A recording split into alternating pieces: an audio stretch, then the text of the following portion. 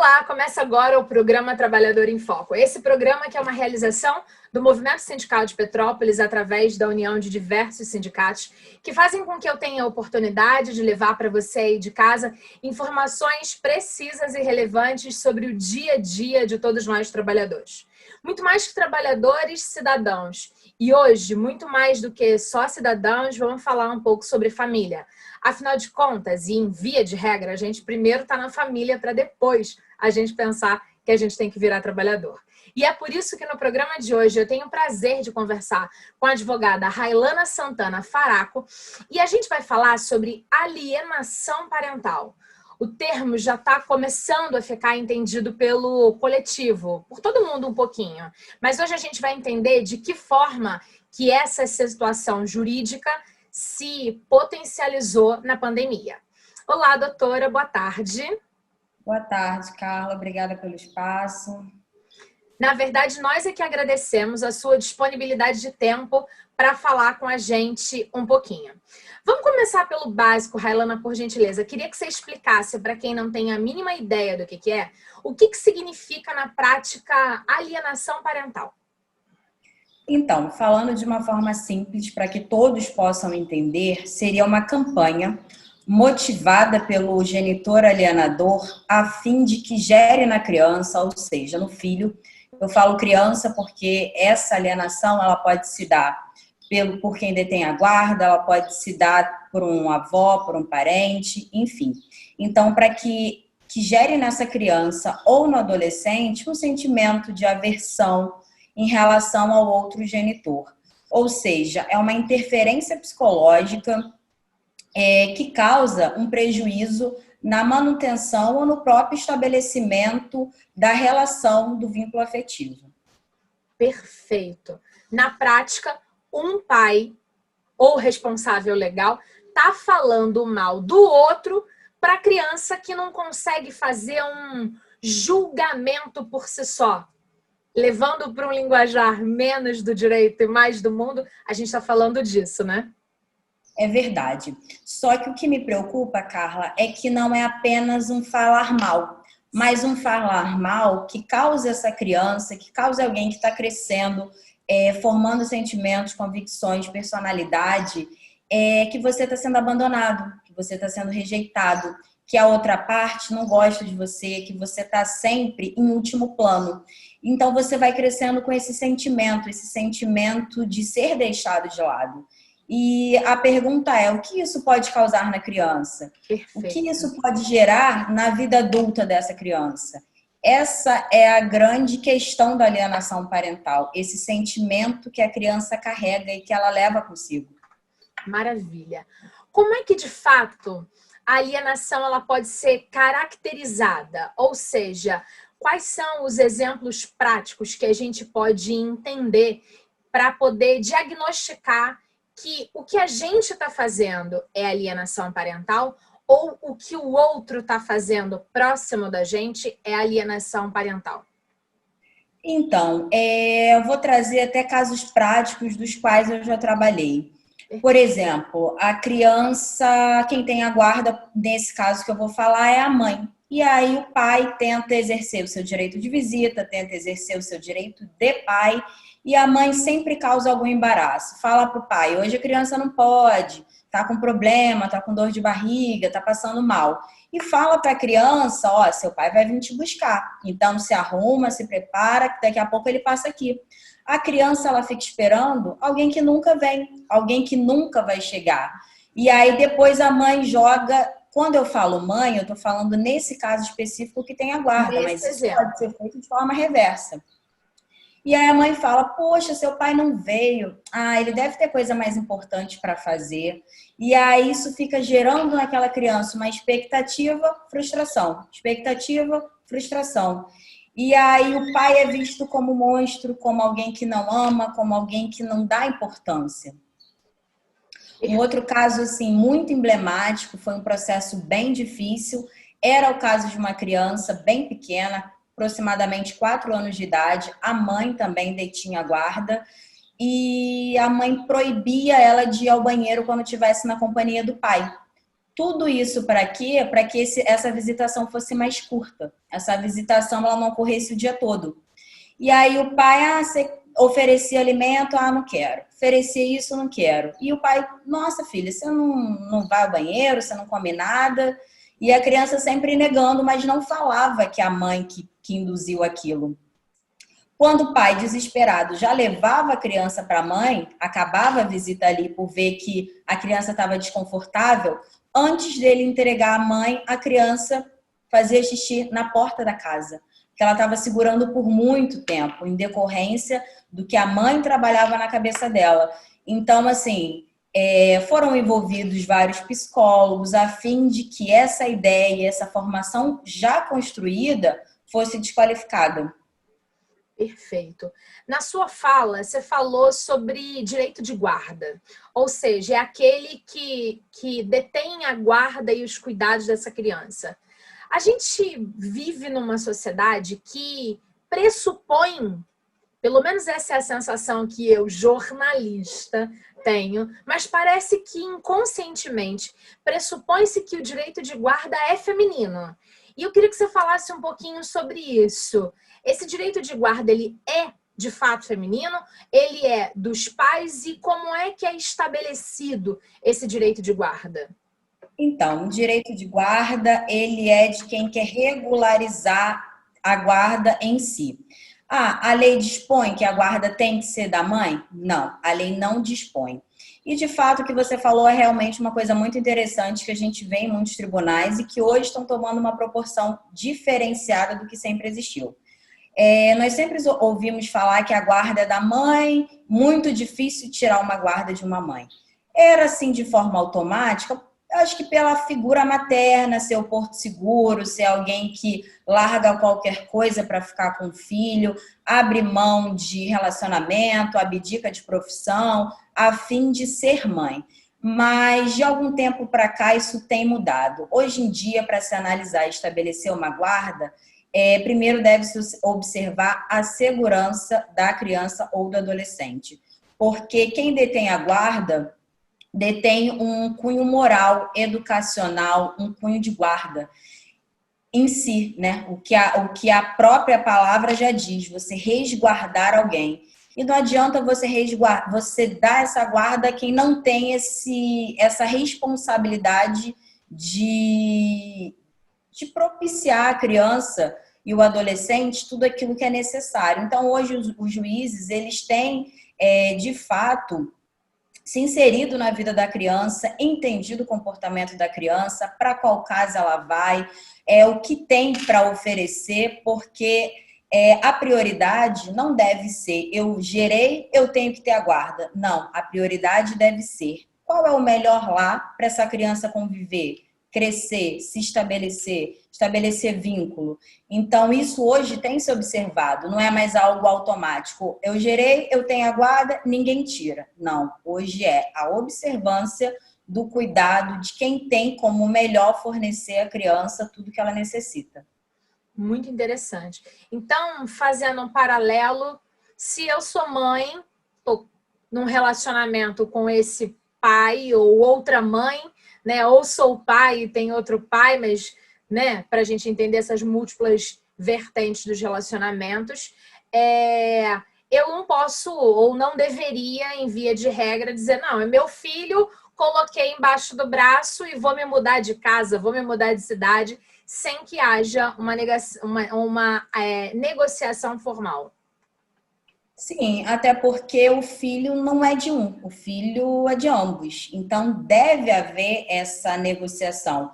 E você falou um caso muito interessante. Por mais que você detenha a guarda, até de forma unilateral, você não pode pegar o seu filho hoje, colocar debaixo do braço e ir para outro estado, impedindo assim a visita, o vínculo do outro cônjuge que ficou no estado, digamos, de nascença da criança. Então, isso tudo deve ser analisado dentro de um processo. A necessidade dessa mudança, o porquê dessa mudança, vai afetar o vínculo com o cônjuge que ficou aqui? Se for afetar, essa mudança ela não pode ser feita sem que haja uma apreciação do juízo. Perfeito. Dando continuidade à questão da alienação, a gente deu 2 exemplos em que mães cometem a alienação parental para com pais. Mas isso não significa que apenas as mulheres pratiquem. Elas também podem sofrer a alienação parental de alguma forma. Sim, claro. E eu acho que a alienação parental masculina, ela muito tem um liame com a pensão. Às vezes você vê um pai cometendo um tipo de alienação parental, mas sempre induzindo isso com relacionamento à pensão. Eu pago X para sua mãe de pensão. Então, isso que você tem, quem paga sou eu, quem faz sou eu. E sendo que a responsabilidade da criança, ela é equiparada dos pais, ela é meiada aos pais. Então, acho que o pai tem que entender que aquele valor que ele dá a título de pensão, ele não dá para a mãe, que isso ocorre muito, ele dá para o bem-estar do filho, para cumprir as obrigações do filho, seja ele escola, plano de saúde, uma língua, material escolar, medicamento, enfim. E às vezes você olha muito essa alienação parental por parte do pai, mas vinculado um pouco com o valor financeiro, com o valor em que ele paga de pensão, que por vezes não concorda. Ah, mas existe uma alienação parental em que não tem nada a ver com pensão? Existe, e ela é bem real. Você vê, eu já vi, por trabalhar nessa área, mais casos envolvendo a mãe fazendo alienação parental. Mas tem um caso específico onde o alienador é o pai. E é muito triste, porque ele, de fato, pinta uma imagem muito negativa da mãe. E a criança sai de casa uma coisa e ela volta para casa uma outra criança. Uma criança que se nega a fazer certas atividades, que começam a falar frases em que a mãe pergunta: onde você ouviu isso? De onde você viu isso? Isso tudo ela recebe no seio do alienador, do genitor alienador, que nesse caso é o pai. Perfeito. Quando você falou com relação ao alvo da alienação, e aí vamos falar, tem o genitor alienador, que eu já aprendi aqui com você, e esse outro lado da moeda, que é quem sofre. No meio, a gente tem uma criança ou adolescente, que você muito bem explicou. Agora, a gente pode imaginar que essa alienação é até que idade? Porque qual é o momento que não é mais alienação? Tem algum parâmetro para isso? Ou a gente está falando de menor de idade? Então, eu vou falar dentro do que a lei garante, né? A lei garante essa proteção até os 18 anos. Então, é uma garantia constitucional você cometer qualquer tipo de crime psicológico contra a criança ou adolescente. Mas eu entendo, e já li por diversas vezes, porque esse foi o tema da minha monografia, você vê muitas vezes psicólogos falando que é uma fase assim avassaladora dos 2 aos 3 anos e dos 3 aos 6 anos, porque é uma idade onde está se formando todo o comportamento, toda caracterização, toda formação de afeto, vinculação. E aí você tem uma parte o tempo todo minando isso, denegrindo, retardando ou até antecipando sentimentos que essa criança ela só conheceria talvez numa decepção amorosa, talvez num problema de fato vivenciado. E, na verdade, ela já vai crescendo, vivenciando problemas alheios à sua idade. Então, eu acho que é muito mais impactante quando você faz isso nesse período de idade, dos 2 aos 6, 7 anos. Certo, mas a qualquer momento, A lei garante a qualquer momento. O lado que se sente lesado por conta disso pode ingressar com uma ação judicial. Pode e deve ingressar. E aí a causa final dessa ação, né, seria a reversão de guarda. Inclusive, nesse caso que eu citei acima, da criança, né, da menina que chegava em casa e fazia xixi no portão, houve a inversão da guarda para o pai. E eu acompanho desde sempre esse processo. E eu conheci uma criança antes com a mãe, e hoje eu conheço uma criança que sorri, uma criança que faz inglês, uma criança que é a melhor da turma dela e uma criança que faz balé. Essa criança anteriormente, ela falava com você com a cabeça baixa, ela sussurrava, ela tinha medo, ela tinha espasmos à noite, e aí você fala, doutor, isso é um exagero. Não, isso é psicológico, isso é real. Ela passou por muito tratamento, passou por conselheiro, passou por uma série de coisas e hoje tem 3 anos que houve essa inversão de guarda. Você já consegue ver uma outra criança.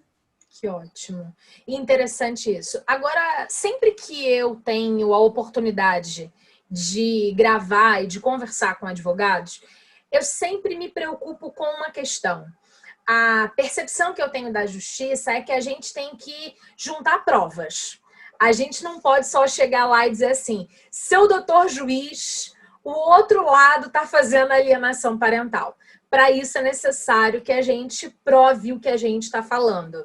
O que é muito interessante por vários aspectos, mas que às vezes nós, meros cidadãos, não sabemos fazer a juntada de provas, né? O que é uma prova para uma alienação parental? O que é o que eu posso fazer? O que o nosso telespectador que acha que está sofrendo com isso tem que juntar de documentos e afins para poder entrar com o processo? Vamos lá. Um processo de alienação parental é, de fato, algo muito doloroso. A sua vida ela passa a ser investigada, ela passa a ser exposta, ela tem momentos extremamente delicados. Então, como fazer prova disso? Como fazer prova de ver o seu filho te rejeitando, o seu filho negando? Infelizmente, sem prova, e você só chegar, senhor doutor juiz, isso Seu não doutor juiz funciona. não vai adiantar. Mas você pode angariar e-mails, vídeos, situações onde você verifica que a criança está com uma fala instruída pelo outro genitor. A partir do momento em que você ingressa com essa ação de alienação parental, é envolvido assistente social, você que faz esse tipo de prova, que faz o encaminhamento e que consegue entender e verificar a prática abusiva sofrida pela criança em face do outro genitor alienador. Você pode levar o seu filho no psicólogo para que ele já comece um tratamento, porque nada melhor do que um profissional para identificar que aquela criança, de fato, vem sendo prejudicada, tem a sua inocência maculada, porque você, como eu falei anteriormente, você começa a aflorar sentimentos dos quais a criança não conhece, das quais a criança não deveria conhecer de forma tão antecipada. Então, o que você pode fazer à mãos? Vídeos, fotos, e-mails, mensagens, até porque o genitor alienador, ele troca farpas com outro genitor, ele acusa, você não faz, você não deixa, você não permite, você não é bom, você não é interessante, você não é um bom pai, você não é uma boa mãe. Então, você faz toda essa reunião. E para corroborar, você vai atrás dos profissionais que, de fato, podem atestar que o teu filho está sofrendo a alienação. Perfeito. Agora, a gente marcou esse bate-papo por conta da pandemia. É claro que não dava para a gente começar falando da alienação na pandemia sem fazer esse entendimento do que é alienação. E aí é que vem a minha, talvez, primeira grande questão para o tema real do nosso papo de hoje.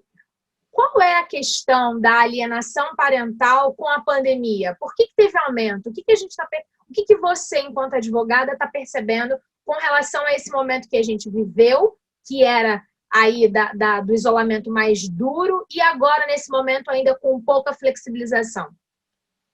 Então, Carla, o que eu entendo é que o genitor alienador, aquela pessoa que faz alienação parental, ela já tem esse comportamento naturalmente.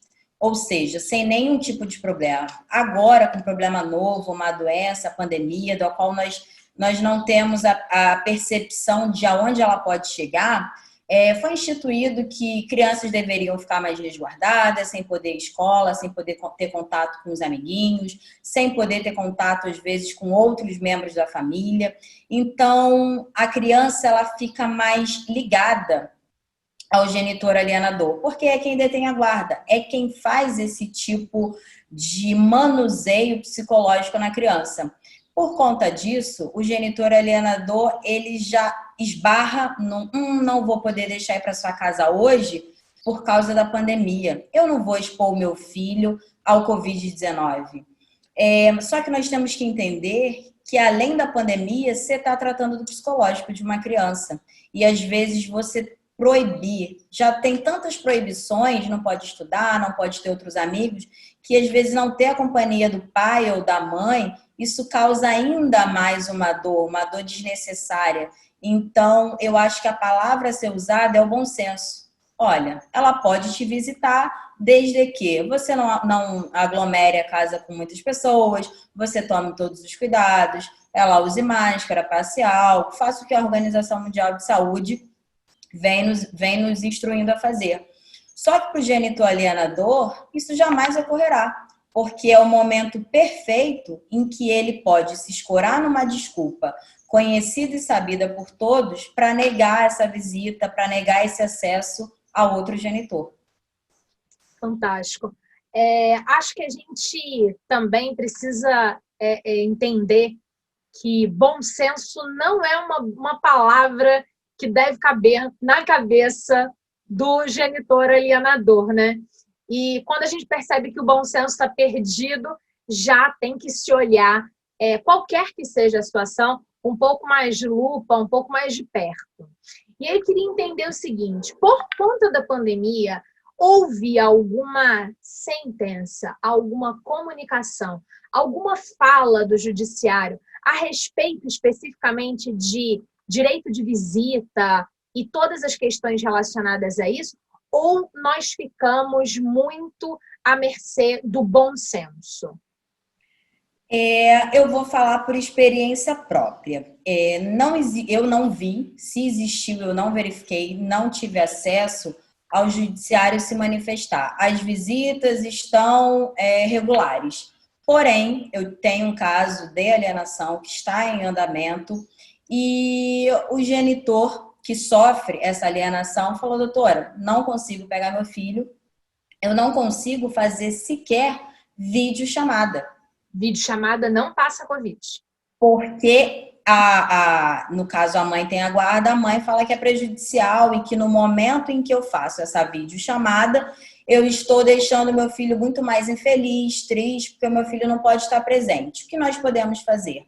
Então, eu entrei com uma demanda pedindo ao juiz que se manifestasse quanto às visitas diante da atual pandemia em que vivemos. Ótimo. E graças a Deus, assim, o juiz foi extremamente coerente, teve um bom senso absoluto, onde ele permitiu que a visita estava regular, desde que todos os cuidados fossem tomados de forma a não expor a criança em ambientes em que pudesse haver a contaminação, como em locais fechados, enfim. Usou muito do que a OMS fala a respeito do que não podemos fazer e ponderou com seu juízo de valor de que suspender a visita seria a última alternativa, pela criança já estar passando por muitas restrições e que isso já causaria um abalo e um desfazimento nesse vínculo que você demora tanto a reconstruir. Perfeito. Para quem entende, né, a resposta do seu pedido pode ser considerado como uma jurisprudência a ser utilizada em outros casos de alienação parental na pandemia. Tô certa? Perfeitamente. É uma decisão, e é uma decisão muito nova, porque nós nunca passamos por uma pandemia. Sim. Então, foi um pedido novo, com uma decisão nova que pode ser copiado, levado a demais casos em onde isso esteja ocorrendo essa supressão de visita, essa supressão de vínculo. Maravilha. Doutora, a gente está chegando no final do programa. Queria, antes de mais nada, agradecer por todos os esclarecimentos, desse nosso bate-papo. E sei que a OAB tem várias restrições a respeito de contatos, não pode passar telefone e tal, não sei o quê. Mas eu sei que você tem uma mídia social bem legal que, de vez em quando, publica algumas novidades e tal, e que as pessoas podem tirar dúvidas desse tema e de outros. Queria que você deixasse, então, seu contato de mídias sociais para os nossos telespectadores que quiserem obter mais informações desse tema do nosso papo de hoje. Perfeito, Carla. Eu agradeço o espaço, agradeço esse bate-papo, que para mim é sempre muito relevante. Falar de psicológico de criança, falar do que a gente pode fazer para se resguardar disso é sempre muito gratificante. Você pode me achar lá no Instagram, onde vai ter várias dicas. Eu gosto de abordar sobre muitos temas. railanafaraco.adv e o meu Facebook é Santana Faraco Advogados. Maravilha. Mais uma vez, muitíssimo agradecida. Espero que em breve a gente consiga falar de outros temas aqui no Trabalhador em Foco. Obrigada. Obrigada a você de casa que ficou com a gente. Se acha que está sofrendo alienação parental, se acha que alguém perto está sofrendo, entre em contato com a doutora Railana, obtenha mais informações. Não deixe o seu vínculo com o seu filho ou com a pessoa que você ama se esvair por conta de um agressor. Um beijo grande e até o próximo programa. Tchau, tchau.